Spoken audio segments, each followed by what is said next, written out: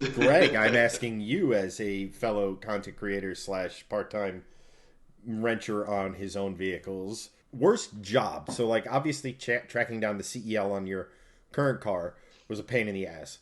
But I'm talking Hmm. from a physical standpoint. So, like I told chat, Doug agrees with me. So, validated. Taking out the stock airbox in a P1 is a nightmare. So, Yes. you've owned now, technically speaking, four Volvos. You've worked on, I think, three of them. Worst job you encountered? Go. Involving taking off the charge pipe in my V70R, which sounds like a very easy job, and it is, because it's just a couple of Torx bolts and it comes right out of the turbo inlet. That's it. Very easy.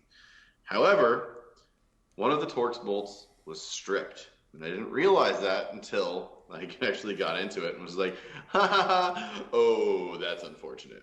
So I literally figured out what I had to do. I went and bought a Dremel and I cut two cross hashes in the Torx bolt itself because I tried like locking pliers. I tried basically everything that I could.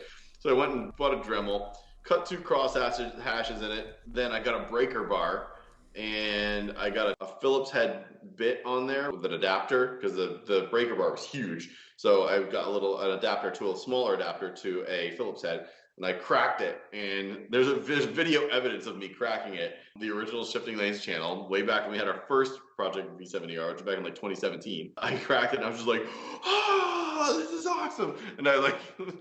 Because it took me like 3 weeks to do this damn thing because it was so obnoxious and it was just one bolt. And so many things come down to just like that one bolt that won't move for you. And when you finally get it, you're just like, yes, this is amazing. That feeling was really cool to like finally get that and actually be able to like rip that out. And then just everything came off perfectly after that. And it was great. But that was probably the toughest thing I ever did on a car was just that one single stupid bolt. A 30-minute project is one stripped bolt away from costing you a weekend.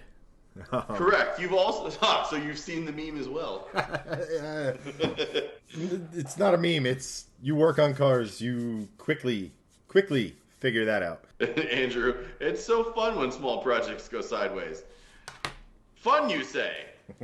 You and I have different No. definitions of the word fun, sir. Which is why all the work I did myself on the C30, which was pretty much everything apart from the coilovers and the timing belt slash cam seals, but all the performance mods, power related, I did myself. And that's why I have professionals building the Mustang. Not because I can't, it's just because it sucks.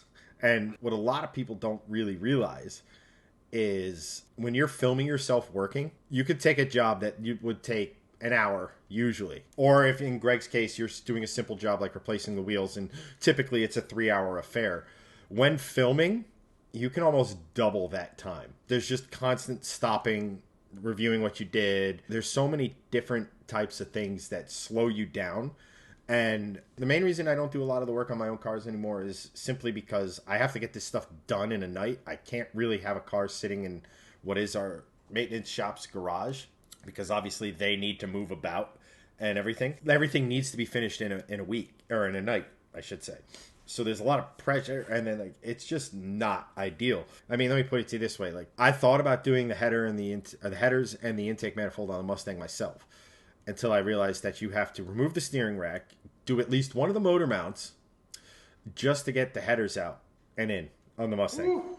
I was like, Oh, that's it's gonna be a obnoxious. hard pass because the way my intake manifold is set up, and I have the IMRCs, which are a secondary throttle body in the intake manifold itself, that are designed to basically manipulate airspeed to give you more low end torque or more high end, so they can tune the engine to make a lot of high end power, but you can also have that velocity that low end torque kind of requires. I deleted that, so it's just wide open all the time, simply because it's not that great with boost. But deleting that, there was some minor wiring that kind of had to be done. And I was like, and wiring is, if you ever don't want me to do something, it's like, yeah, all you got to do is just rewire it. I'm out. I just Yeah, no, no thank thank you. you. And then like the suspension work on the Mustang that's happening, it's the whole subframe comes out. The whole drive shaft comes out for that part of the drive. The trans has to come out, the clutch, the flywheel. And to do this Yeah. on your back when you have a day to kind of do a lot of this stuff sucks. It just does. Just getting back to chat, the most important tool, bolt screw extraction set, completely agree. Exhaust bolts and rear trailing arms are my top two. Copper nuts on exhaust flange. Oh, those are so much fun. One thing you learn as an adult from Andrew, as an adult car enthusiast, sometimes it's just best to call your guy. Absolutely. That's a lesson learned, and that's why the professionals, and not for nothing, all things considered at this particular stage in the Mustang, 675 wheel horsepower, so well into the 700 crank horsepower. You don't really want to get that wrong, because getting that stuff wrong is a very bad time for all things considered. Yes. Charlie, hey man. Later, Charlie. Thanks for hanging out, brother. We'll catch you next time. Thank you so much for watching. Glad we could entertain you for the hour and a half. For two topics. This is a pretty good one. That's part of it. I mean, eventually, and I think Greg can back me up on this, eventually when Shifting Lanes has its own space, has a garage, has a lift, you'll see us go back to doing a lot of the work ourselves. It's just none of us. Greg would be suicidal to try to do any sort of work that requires jacking the car up in his driveway. As to say, yes, literally, because it will literally fall on me and kill me. I quite literally do not have a driveway. I live in a townhome development, so I have a garage which has a decent amount of space on one side only. One thing I've learned is having space. That's key. Andrew won't do AC work. Not worth the time and effort. Call a guy. Yeah.